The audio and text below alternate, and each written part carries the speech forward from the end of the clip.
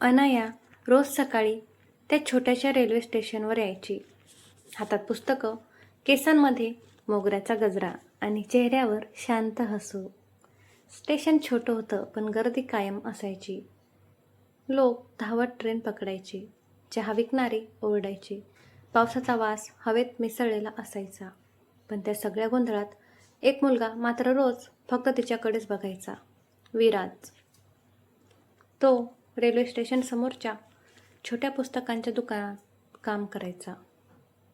पहिल्यांदा त्याने तिला पाहिलं तेव्हा ती एका लहान मुलाला पकडलेली पुस्तकं उचलून देत होती.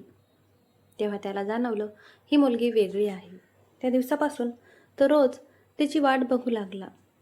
ती यायची, एक पुस्तक घ्यायची आणि शांतपणे निघून जायची. दोघांमध्ये कधी बोलणं झालं नव्हतं, फक्त नजरा भेटायच्या. एक दिवस मुसळधार पाऊस सुरू होता. स्टेशनवर खूप गर्दी होती. अनाया धावत दुकानाजवळ आली. एक प्लास्टिक कवर आहे का पुस्तकासाठी, ती घाईत म्हणाली. विराज काही सेकंद तिच्याकडेच पाहत राहिला. हो आहे. तो कव्हर देताना त्याच्या हाताला तिचा हलकासा स्पर्श झाला. दोघे क्षणभर शांत झाले. अनयाने हलकं हसून विचारलं, तुम्ही नेहमी एवढं शांत असता का? तो थोडा गोंधळला. आणि तुम्ही नेहमी एवढ्या घाईत असता का? ती हसू लागली. त्या दिवसापासून दोघांचं बोलणं सुरू झालं. रोज सकाळी अनाया दुकानाजवळ थांबू लागली.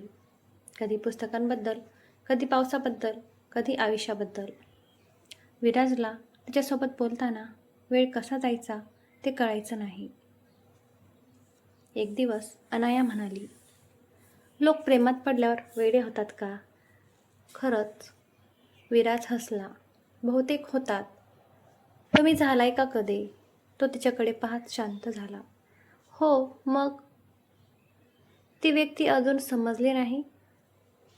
अनाया काही क्षण त्याच्याकडे पाहत राहिली. तिच्या गालावर हलकी लाली आली. दिवस जात होते. दोघं जवळ येत होते. एक संध्याकाळी स्टेशनवर लाईट गेली. सगळीकडे अंधार पसरला. अनाया थोडी घाबरली. विराजने मोबाईलची टॉर्च सुरू केली. त्या मंद प्रकाशात दोघे अगदी जवळ उभे होते. पाऊस जोरात पडत होता. अनाया हळू आवाजात म्हणाली, कधी कधी वाटतं ही वेळ इथेच थांबावी. विराजच्या हृदयाची धडधड वाढली. तो पहिल्यांदाच तिच्या इतका जवळ होता. अचानक ट्रेनचा मोठा आवाज आला. क्षण तुटला. पण त्या रात्रीनंतर दोघांमध्ये काहीतरी बदललं. आता नजरेत प्रेम दिसू लागलं होतं. एक दिवस अनाया आलीच नाही. विराज दिवसभर तिची वाट बघत राहिला.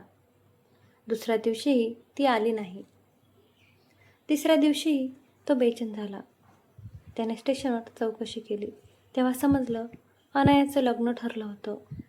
विराजच्या पायाखालची जमीन सरकली. त्या रात्री तो पूर्ण रात्र जागाच होता. पहिल्यांदाच त्याला भीती वाटत होती, तिला गमावण्याची. 2 दिवसांनी अनाया पुन्हा स्टेशनवर आली. पण आज तिच्या चेहऱ्यावर हसू नव्हतं. ती शांतपणे दुकानाजवळ आली. तुम्ही रागावलात? विराज हसण्याचा प्रयत्न करत म्हणाला. नाही. खोटं. दोघांमध्ये शांतता पसरली. अनायाच्या डोळ्यात पाणी आलं. माझं लग्न ठरलंय विराज. तो काही बोलला नाही, कारण त्याच्याकडे शब्दच नव्हते. ती रडत म्हणाली, पण मला ते लग्न करायचं नाही. विराजने तिच्याकडे पाहिलं. पहिल्यांदाच त्याने तिच्या डोळ्यात स्वतःसाठी प्रेम पाहिलं. मग नकार द्या. ती हसली. घरी इतकं सोपं नसतं. पाऊस पुन्हा सुरू झाला. अनाया हळू आवाजात म्हणाली, जर मी तुम्हाला आधी भेटले असते ना, तर कदाचित आयुष्य वेगळं असतं. विराजच्या डोळ्यात अश्रू आले. तो अचानक म्हणाला, उशीर अजून झालेला नाही. ती थक्क झाली. काय? तो तिच्यासमोर येऊन उभा राहिला. मी तुझ्यावर प्रेम करतो अनाया. तिच्या डोळ्यात अश्रू वाहू लागले. ती हलकास हसली. मला वाटलं तुम्ही कधी बोलणारच नाही. दोघं पावसात उभे होते. आजूबाजूला गर्दी होती, ट्रेनचे आवाज होते, पण त्यांना काहीच ऐकू येत नव्हतं. फक्त एकमेकांचे धडधडणारे हृदय. त्या रात्री अनयाने घरी जाऊन लग्नाला नकार दिला. घरात खूप भांडण झाली, रडारड झाली, पण ती ठाम होती.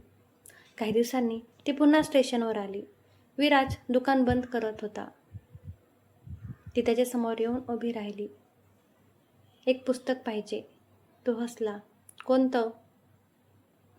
ती त्याचा हात पकडत म्हणाली, तुझ्यासोबतचं पूर्ण आयुष्य. विराजच्या चेहऱ्यावर हसू आलं. पाऊस पुन्हा सुरू झाला. स्टेशनवर ट्रेन आली. लोक धावत होती, पण त्या गर्दीत दोघं शांत उभे होते. कारण काही प्रेमकथा मोठ्या शहरात नाही, तर छोट्याशा स्टेशनवर सुरू होतात. कथा आवडल्यास नक्की कमेंट करा. अशाच नवीन कथेसाठी चॅनलला लाईक, शेअर आणि सबस्क्राईब करा. धन्यवाद.